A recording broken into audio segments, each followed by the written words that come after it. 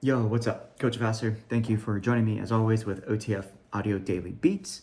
Appreciate you guys coming in and listening to me ramble about these workouts. If you find value in them, let me know. Appreciate the support as always. Any feedback, give me that heads up. I definitely love feedback. Any criticisms, any positive stuff, let me know. Give me that information so I can better assist you to help level you up when it comes to coaching these classes. Breaking down Monday, March 3rd. This is one that will repeat later in the month, and it's going to be on, what was it, Friday, I believe I was looking at, Saturday, the 22nd, okay? This is a run row in the 2G. We're going to see power on the treads and power on the rowers, endurance on the weight floor with the emphasis of strong and stable. Breaking down key concepts, and then the 2G, talk about the 3G, and then, yeah, so let's dive into it. So run row. Today's run row is all about power. Distances get shorter, intensity gets higher. Follow the tread card, but I'll also guide you through all three parts. On the floor, there's two blocks. Block one, build strength and stability using the BOSU, everyone's favorite. Block two fires up your core. So you do need BOSUs out. This is a day where if you normally have benches out for options, I personally would put them out to the side just because BOSUs are going to be on the floor all over the place. So, you might want to maximize floor space for this one. All right, so looking at the, as far as overall setup, because this is a run row, if you have anyone who starts on the rower for the warm-up, make sure you place wipes there so that way after the 3-minute base row for the warm-up, they can wipe down the rower and then head to the weight floor. That way the people on the treads, when they get to the rower, they do have a clean station. So there's three parts here, and they are overall member paced, but you are also going to time them and guide them through each section. So part one of this 23 and 30-second block, the first part is 10.5 minutes. They're going to start with a 0.2 mile push all out.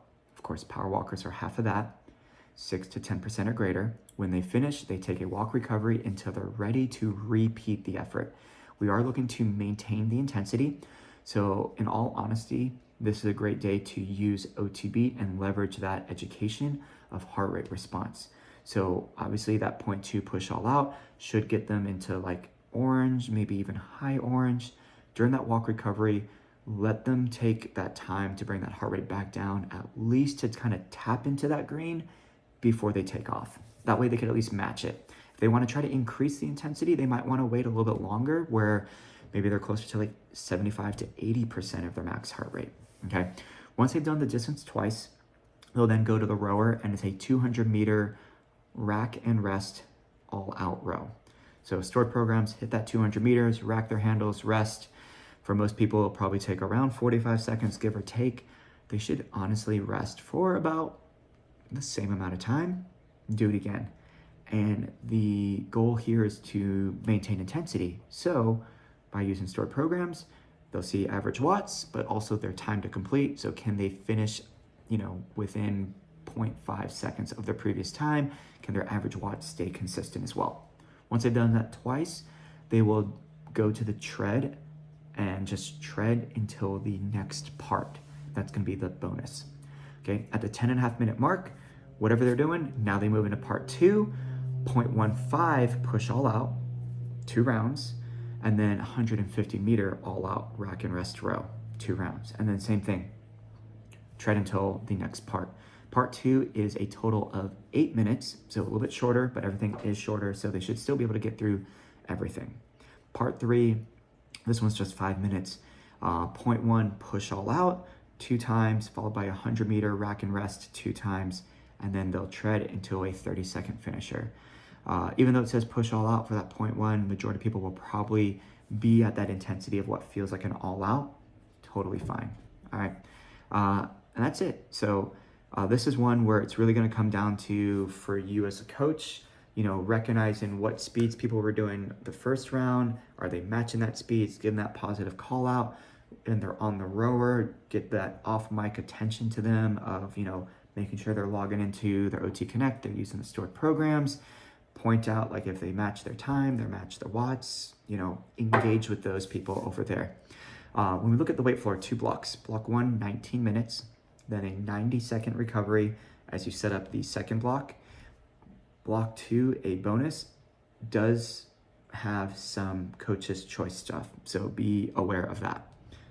First, let's talk about block 1. You got 3 back-to-backs, strong and stable. The first 2 incorporate the BOSU, and then the last back-to-back is extra core work. So we're gonna see dumbbell squat for 12 reps, followed by dumbbell front foot elevated forward lunge, 12 reps each side. So they're gonna do all 12 stepping onto the BOSU on one side, then the other. For this one, I personally would drop the weight first as the option. And then if they still struggle with that, instead of a forward lunge, maybe they do a split squat with the back foot elevated, so they still get that balance component, rather than eliminating the BOSU completely. So think about when it comes to these options, have small step regressions to make it a little bit more appropriate. We want them to do both of those movements, rest, and then do them again. They have 3 rounds of that. Then they're gonna do something very similar, where it's gonna be hammer curl to a neutral grip shoulder press for 12, followed by a BOSU knee-in front raise. So both knees are on the BOSU, toes are tucked underneath behind them, nice and tall, dumbbells come up, shoulder height back down. They could do a split stance position with one knee on the BOSU and then the other leg's foot is in front. That would be a good way to kind of incorporate a little bit more stability rather than having them just stand up. 3 rounds. And then finally they have the double crunch and the high plank pull through. 12 reps of the double crunch, 12 total reps of the pull through, rest, 3 rounds, and then they'll do all 6 movements as one big block. In all honesty, if people really go slow, take their time, they take that rest, they will probably get through that 3rd round of the last back-to-back, and they might start a little bit of that bonus, if that. Now, block 2, the template wants you to do the BOSU bicycle crunch, but then also pick 1 or 2 extra core movements, and you're gonna pick the reps, the sets, or if it's time-based, you decide, but you have 3 minutes for this block. So obviously go in there with an intention of having something already set up. Knowing that they've done some flexion work with the double crunch, they've done some counter anti-rotation with the plank pull through. The bicycle crunch obviously focuses on forced rotation. This might be one where you might incorporate extension to kind of get all the components of the core. So doing like an alternating superhero, or even like the back extension might be an option, as long as it's safe for their lower back, which honestly it really is. People just hyperextend too much, and that's why it hurts their back. But if they start rounded and they come up to a neutral position, that's still really beneficial to strengthen the lower back. So kind of emphasize that with people. So how you do it's kind of up to you. I personally would probably go time-based.